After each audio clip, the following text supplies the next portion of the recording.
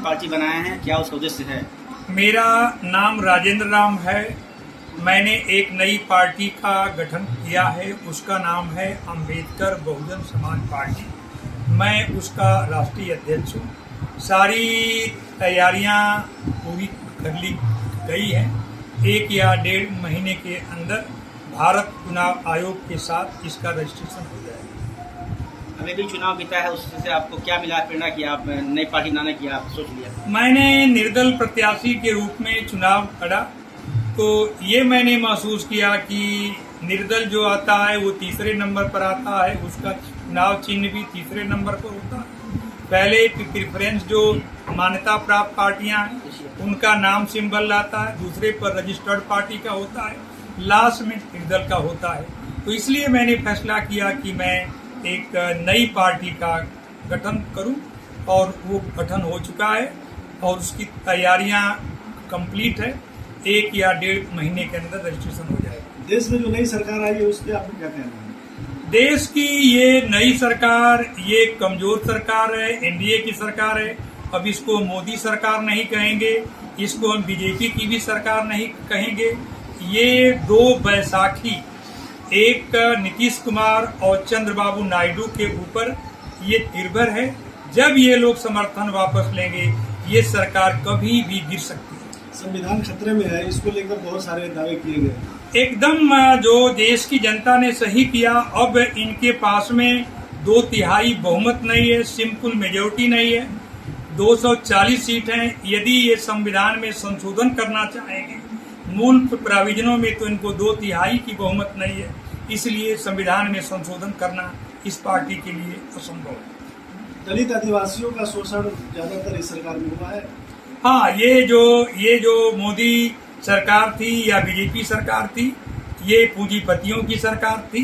ये पूंजीपतियों के पैसे से ये जो इलेक्टोरल बॉन्ड से चलती थी, चुनाव जीते थे।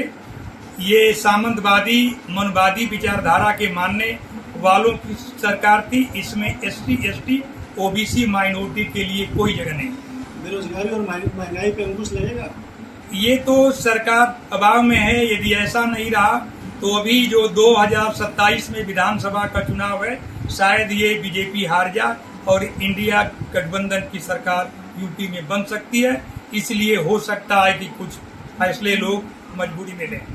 नई पार्टी कैसे आप आगे बढ़ाएंगे? इस पार्टी का मैं लॉन्च दिल्ली या इसका प्रथम अधिवेशन लखनऊ से करेंगे, और जितने लोग जो अम्बेडकरवादी हैं, जिसको बहुजन समाज पार्टी से निकाल दिया गया, वाम से DS4 में काम किए, जिसको पैसा लेके न रहने के कारण उनको टिकट न मिला, उन सारे लोगों को, देश के लोगों को इस हम पार्टी में जोड़ेंगे।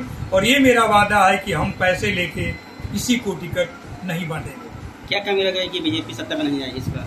यदि बीजेपी सत्ता में, यदि मोदी देश के प्रधानमंत्री हैं, तो इसके लिए 100% बहन मायावती जी जिम्मेदार हैं। यदि वो गठबंधन में शामिल होती तो बीजेपी की 25 सीटें कम हो जाती और यहाँ पर सरकार इंडिया गठबंधन की पड़ती, यहाँ पर एनडीए हार जाती। लेकिन बहन जी की जिद है कि जिसके कारण वो ये सरकार बनी और 20-25 सीटें यूपी से भारतीय जनता पार्टी ने अधिक जीत ली। सरकार बनी है, क्या यह सरकार चलाऊ है, टिकाऊ है?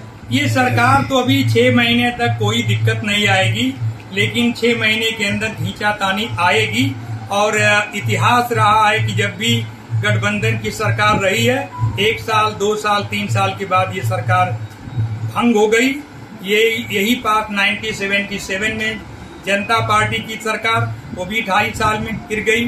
देव गौड़ा, चंद्रशेखर, गुजराल, सारी सरकारें गठबंधन की बनी और कोई भी गठबंधन की सरकार 5 साल नहीं चली।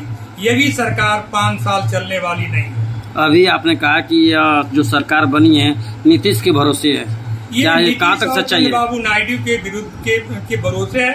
12 जो लोकसभा की सीटें हैं नीतीश कुमार के हैं, जनता दल यू के, और तेलुगु देशम के 16 हैं, दोनों मिलके 28 होते हैं।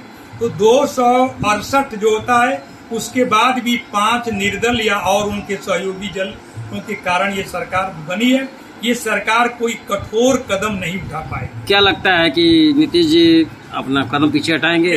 नीतीश जी को तो पलटू जी कहते हैं, पलटू कहते हैं। जब भी वक्त मिलेगा तो उनको पलटी मारते देर नहीं लगेगी। अभी वो रस मलाई मोदी जी के साथ खा लेंगे। जब उनकी स्वार्थ सिद्धि नहीं होगी तो 6 महीने के बाद हट जाएंगे। कौन है पलटू? सरकार गिर जाएगी। तो यानी पलटू कौन है? पलटू जो है नीतीश बाबू हैं, वो पलटू है।